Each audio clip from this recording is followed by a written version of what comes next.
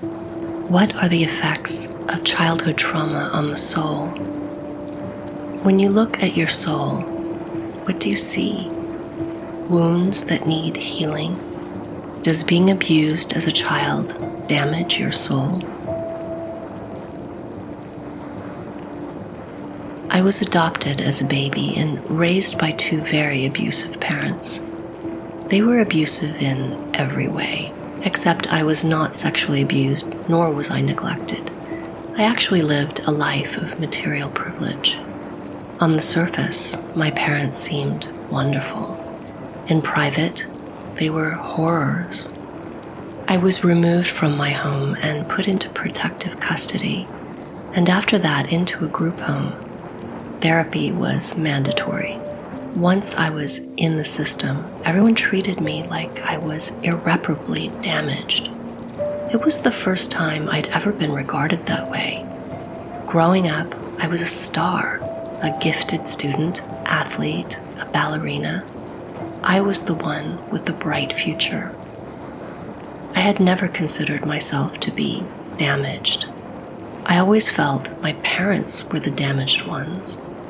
I was quite shocked to be told in so many ways, either directly or by the way people treated me, that I was broken in ways that were deep and irreversible. In therapy, I was continually coaxed to look for this damage. I received poor reports from the therapist because I continued to assert that this was not my reality.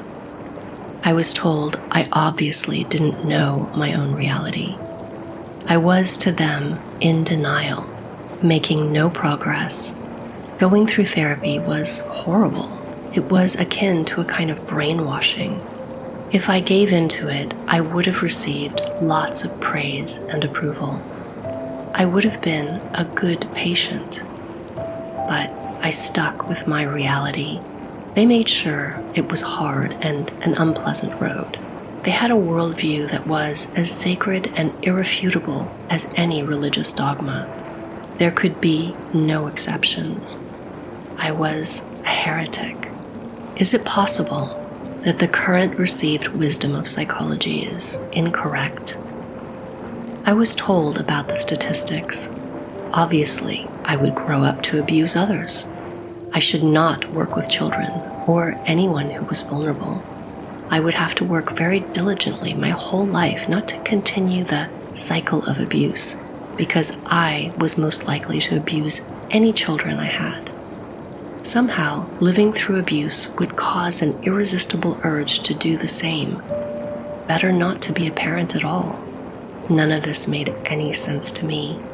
As an adult, people who were close to me knew about my family history, not because I talked about it per se, but it ended up being something I had to disclose. Even as an adult, my parents would sometimes find out where I lived and do crazy things like try to break into my house in the middle of the night, or they would see me on television and call the producer and harass me. So people knew, and even though I was the most sane and grounded person, work colleagues would look at me differently.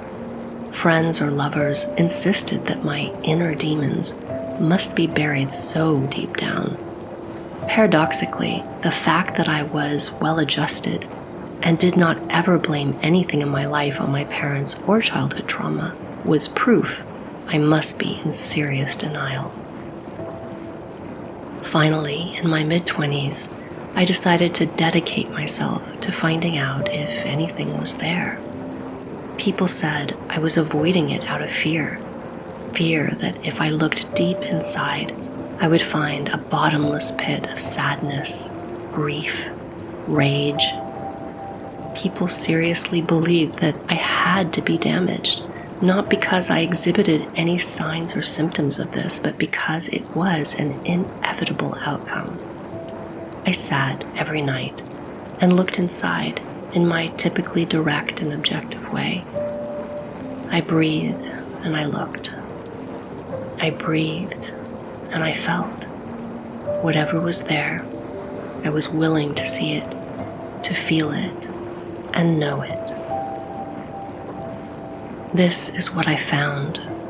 I found a brilliance a radiance that defies all description. I found a hardness that was not made for defense or out of armor or in response to pain.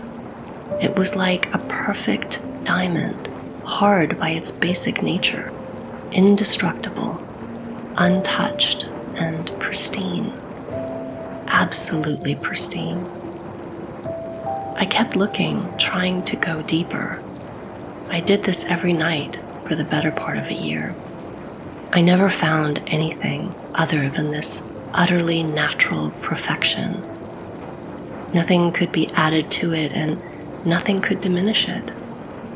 It's not what I expected to find. I thought I'd probably find a bunch of persona-level stuff, psychological stuff, at least some sadness or anger. And that stuff was there, but it wasn't on the inside. It was on the outside, more like stuff on the very surface. Looking inside uncovered something so astonishing to me, primordial clarity and radiance. Obviously, everything that was ever told to me was utter rubbish. I am not damaged. I'm not abusive, and I'm not in denial. I'm not denying that some people feel much deeper wounds from this kind of experience, but you are not these wounds. My indestructible, pristine being was just there, right under the surface, easy to find. You may have to look a little more, but it is there. I'm not unique in this. I've seen people regard their painful life stories as if they were on the inside, when they're more like tattoos. Indelible? Maybe, but still on the surface. I don't think of myself as a survivor of child abuse, other than I got out before they killed me, which was actually a real concern. So, literally, I survived, but this is not in any way part of some identity that I walk through life with. I share this only because I know some of us have been handled roughly in life, in childhood, in past lives, with some memories carrying over. But we are not our joys or sorrows. Both pass through us. We are this pristine consciousness, totally undisturbed by good or ill fortunes, happiness or heartbreak. Society and people can encourage you to believe all kinds of things about yourself that may or may not be true. They can pressure or influence you to make connections where there aren't any. In my adult life, I have found myself to be loving, generous, loyal, grounded, patient, even-tempered, fair, and courageous. My message to you here is not about abuse or about the dangers of psychologists. My message is simply this: be independent in all areas, including and especially spirituality. Observe deeply, challenge your own assumptions, hold beliefs ever so lightly if you need to hold them at all, and don't be afraid to road test everything.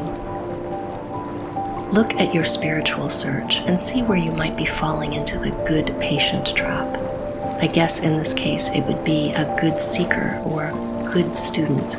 Should you believe what I tell you? That you are this indestructible, radiant awareness? It sounds pretty, doesn't it?